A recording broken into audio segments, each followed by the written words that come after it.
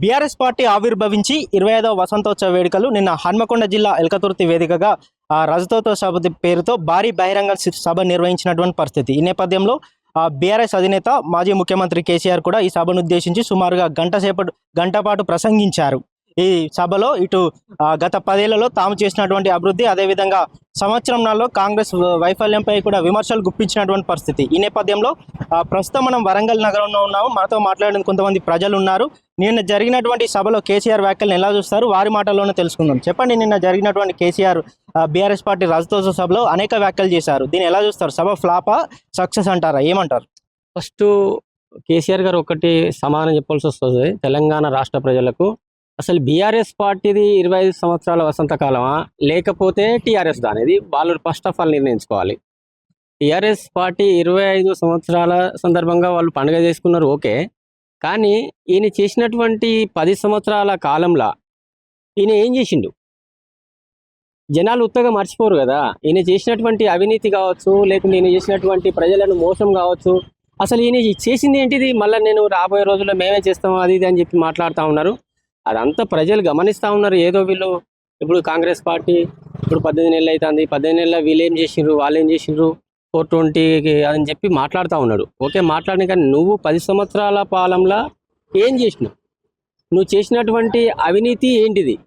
తెలంగాణ రాష్ట్ర ప్రజలను నిండా ముంచింది కేసీఆర్.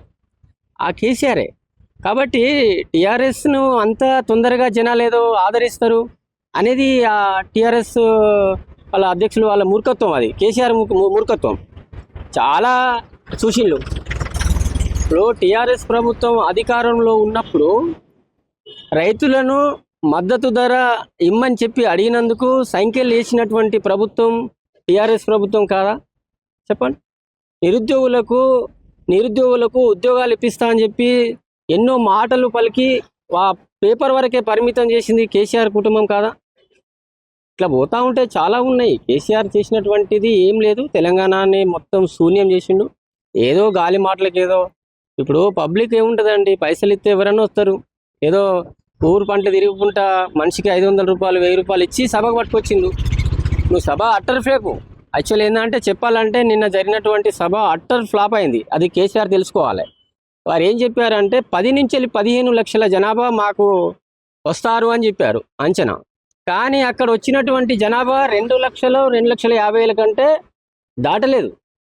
అలా చూస్తూ ఉంటే అవపడుతుంది కదా. నీకు 10 లక్షల జనం అంటే ఎంతవరకు ఉండాలి అనేది తెలుసు, రాలేదని కూడా తెలుసు. Utter flop. నిన్న జరిగినటువంటి సభ పూర్తిగా అట్టర్ ఫ్లాప్. గత 10 ఏళ్లలో బీఆర్ఎస్ హయాంలో అనేక సంక్షేమ పథకాలు ప్రవేశపెట్టాము, ఇంటింటికి సంక్షేమ పథకాలు అందాయంటూ కూడా కేసీఆర్ చెప్పారు. దీన్ని ఎట్లా చూస్తారు? ఏ ఒక్క సంక్షేమ పథకం అనేది జనాలకు చేరలేదు. తెలంగాణ రాష్ట్ర పార్టీ పరిపాలించినటువంటి పాలనలో వారి కుటుంబం మాత్రమే బాగుపడ్డది. కేసీఆర్ ఒక్కనే కాదు, కేటీఆర్ వచ్చేసి రియల్ ఎస్టేటు సినిమాగ్రఫీల మీద పడ్డాడు. అదే వాళ్ళ అల్లుడు హరీష్ రావు కూడా అదే రియల్ ఎస్టేట్లో పడ్డాడు. ఏది దేవాదుల ప్రాజెక్టులు కట్టి కోట్ల రూపాయలు దండుకున్నటువంటి హరీష్ రావు కాదా?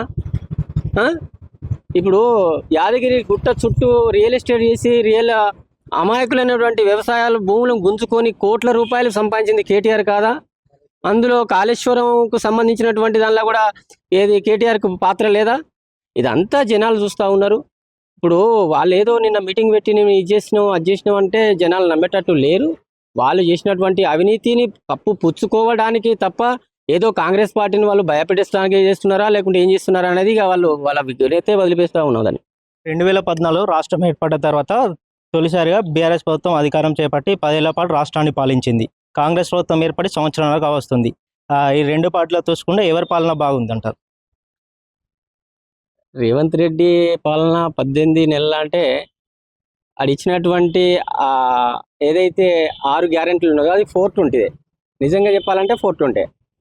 ఇప్పుడు రైతుల రుణమాఫీ 2 లక్షలు నేను తెల్లారే మీరు వేసుకోండి, తెల్లారే తీసుకొచ్చి నేను 2 లక్షలు రుణమాఫీ చేస్తా ఉన్నా. ఇంతవరకు రుణమాఫీ అనేది ఊళ్ళలో చూడండి 30% కూడా కాలేదు. 30% కూడా కాలేదు. రైతు బంధు అని పెట్టిండు. రైతు బంధు మేము 15,000 రూపాయలు ఇస్తా అని చెప్పి లాస్ట్ దాన్ని ఏం చేసిండ్రు, మళ్ళీ 6,000కి ఎక్కువ దించిళ్ళు. ఆ 6,000 రూపాయలు కూడా పబ్లిక్లలో ఇప్పుడు ఇష్యూ. మీరు పబ్లిక్లో అడగండి. ఇప్పుడు మాకైతే తెలిసినటువంటి అయితే మాకే వల్ల ఇంతవరకు రైతు రుణమాఫీ కాలేదు, ప్లస్ రైతు బంధు కూడా ఇంతవరకు రాలేదు. ఇదంతా 420 కేసే కదా. కాబట్టి ఏమున్నా కూడా బస్సు ఒకటి ఫ్రీ పెట్టింది ఆడవాళ్ళని పోయేటందుకు వచ్చేటందుకు, లొల్లిలు కొట్లాటలు పెట్టే తప్ప ఏం లేదు. అసలు రేవంత్ రెడ్డి చేసింది కూడా అంత శూన్యమే ఉన్నది. వాళ్ళు కొట్టుకొని చూద్దాం. కేసీఆర్ కూడా నిన్న కాంగ్రెస్ తెలంగాణ రాష్ట్రానికి పట్టింది కాంగ్రెస్ అని, కాంగ్రెస్ మెయిన్ విలన్ అంటూ కూడా వ్యాఖ్యానించారు. దీన్ని ఎట్లా చూస్తారు? ఇప్పుడు కాంగ్రెస్ పార్టీ శని అని కాదు, టీఆర్ఎస్ పార్టీ కూడా శని. టీఆర్ఎస్ పార్టీ చేసిన, నేను చెప్పాను కదా ఇందాక, టీఆర్ఎస్ పార్టీ చేసింది 10 సంవత్సరాల్లో మామూలు మోసం కాదు. ఈ జనాలను నిజంగా చెప్పాలంటే ఈ రోజున ఈ రాష్ట్రాన్ని మొత్తం సర్వనాశనం చేసిందే కేసీఆర్ కుటుంబం. ఇప్పుడు ఒక్కటి కాదు, 2 కాదు, ఎన్ని అవినీతులు అండి నాకు అర్థం కాదు. చాలా అవినీతి చేసిళ్ళు, ప్రతి దానిలో అవినీతే. ఇప్పుడు పెద్ద పెద్ద ఆఫీసర్లది, పెద్ద పెద్ద రాజకీయ నాయకులది ఫోన్ ట్యాపింగ్ చేసింది నీ ప్రభుత్వం కాదా? కాళేశ్వరాన్ని సర్వం నాశనం చేసింది నీ పార్టీ కాదా? రైతులను రుణమాఫీ చేయకుండా రైతులను మద్దతు ధర ఇస్తా అని చెప్పి వాళ్ళు ధర్నాలకు వస్తే వాళ్ళను బేడీలేసి జైల్లో పెట్టిన ప్రభుత్వం ఇది కాదా? ఇదంతా జనాలు చూస్తూ ఉన్నారు, దాందేం లేదు. వాళ్ళేదో పైసలు ఇచ్చి తీసుకొచ్చి 10 లక్షల జనాభా, 15 లక్షల జనాభా అని 2 లక్షల రూపాయలు ఎప్పుడో ఫెయిల్ అయింది. 2 లక్షల జనాభాని తీసుకొచ్చి మేము అది చేస్తాం ఇది చేస్తాం అని చెప్తే ఒకళ్ళ మీద ఒకళ్ళు బురద జల్లుడు తప్ప వీళ్ళు చేసిందంటే ఏం లేదు. ఈ ఏడాదిన్నర కాలంలో కాంగ్రెస్ ప్రభుత్వం అట్టర్ ఫ్లాప్, తెలంగాణ ప్రజానీకం మొత్తం మమ్మల్నే చూస్తుంది, మళ్ళీ మేమే అధికారంలోకి వస్తామంటూ ధీమా వ్యక్తం చేశారు. పగటి కళలు కనొచ్చు కానీ మరింత కలవచ్చు. పగటి కళలు అనేది చాలా కనవచ్చు. కానీ నీకు ఎట్లా అనబుద్ధి అవుతుంది ఆ విషయం?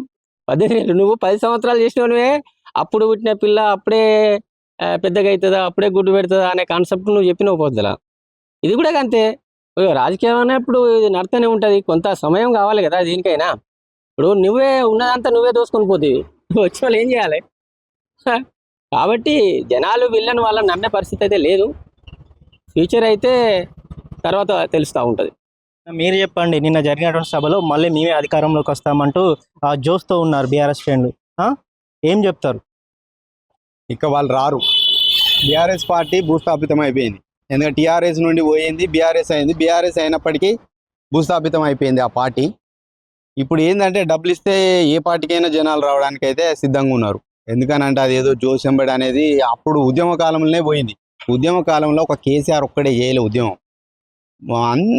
అన్ని సబ్బండ వర్గాల ప్రజలు రోడ్ల మీదకి ఎక్కితే కానీ మనకు తెలంగాణ సాధించుకున్నాం. ఒక్క కేసీఆర్కే ఘనత దక్కింది. ఎందుకంటే ఆయన వాళ్ళ అగ్రవర్ణ కులాలనో కానీ డబ్బున్నదనో కానీ వాళ్ళకి అట్లా అయింది. ఏదైనా మభ్యపడి నాకు నా బావి కాడ కూడా కరెంటు పోయేది, నా బావి నాకు ఇక్కడ పోయేది అని ఒక రైతుగా చిత్రీకరించుకొని ప్రజలను మభ్యపెట్టి రైతులను మోసం చేసి ఇప్పుడు రైతులు ఎవ్వరు నమ్మడానికి అస్సలు ఎలాంటి ఆస్కారం లేదు. ఇప్పుడు ఈ కాంగ్రెస్ పాలన కూడా మభ్యపెడుతూనే ఉన్న జనాలను. ఇప్పటికీ ఇందిరమ్మ ఇల్లు అని మొత్తం అందరూ ఆశతోటి ఉన్న ఇళ్ళని ఊలగొట్టుకున్నారు.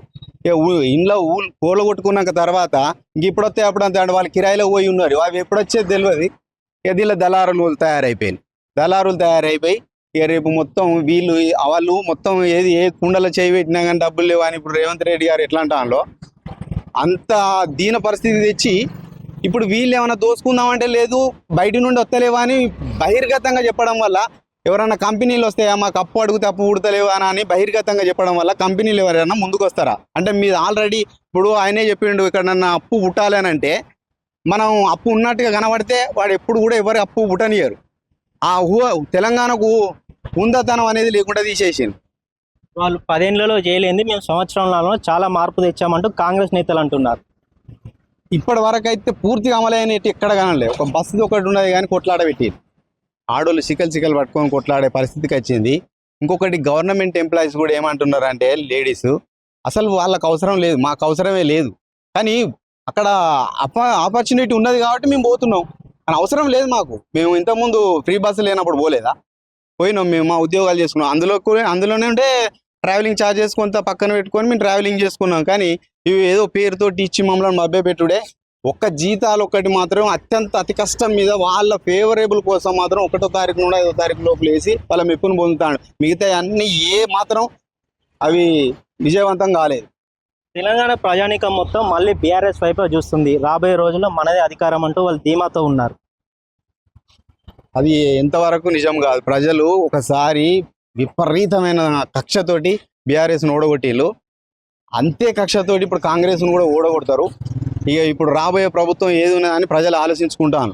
ఎట్లాగూ ఈ ప్రభుత్వాల వల్ల ఏది కాదు. ఎందుకంటే ఒకసారి దెబ్బతిన్నాక మళ్ళీ అదే గూటిలో పోవాలని ఏ పక్షి కూడా అనుకోదు. ఇప్పుడు మనం దెబ్బతిన్న పక్షులం, మేము సామాన్య జనం, మేము అంత దెబ్బతిన్న పక్షులం. మళ్ళీ ఈ దెబ్బలు మానక ముందుకే ఇంకొక దెబ్బ మళ్ళీ తాకుతాం. ఇప్పుడు మళ్ళీ ఈ ఇద్దరితో దెబ్బలు కొట్టాలని ఎవరు అనుకోరు.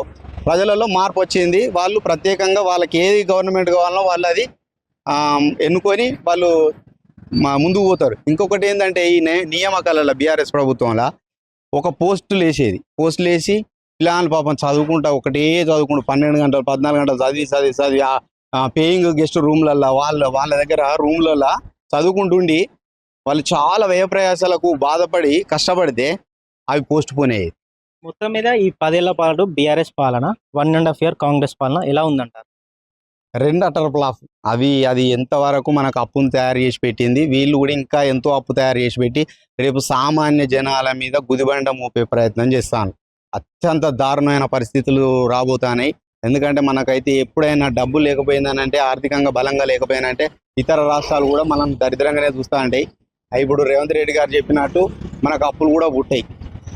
నిన్న జరిగిన బహిరంగ సభకు సంబంధించి ఏం చెప్తారు? అది ఒక మినిమం ఒక 2-3 లక్షల లోపే వచ్చిందని నా ఉద్దేశం. అంతేగాని బాగా 5 లక్షలు 10 లక్షలు అనేది అయితే మాత్రం కాదు. అయితే జనాలు ఏదో ఉర్రుతలూగి కేసీఆర్ అంటే అభిమానం మీద వచ్చింది అనేది అయితే అవాస్తవం. ఇప్పుడు ఆయన మీద ఇప్పుడు ఎలాంటి లేదు. ఒకప్పుడు గౌరవం ఉండేది ఎందుకైనా కానీ. సరే ఏదేమైనప్పటికీ వారి ముందు పడ్డారు కాబట్టి వచ్చిందని ప్రజలంతా నమ్మిళ్ళు. కానీ ఇప్పుడైతే ఎట్లాంటి ప్రేమ అభిమానం బీఆర్ఎస్ టీఆర్ఎస్ పార్టీ మీద లేదు.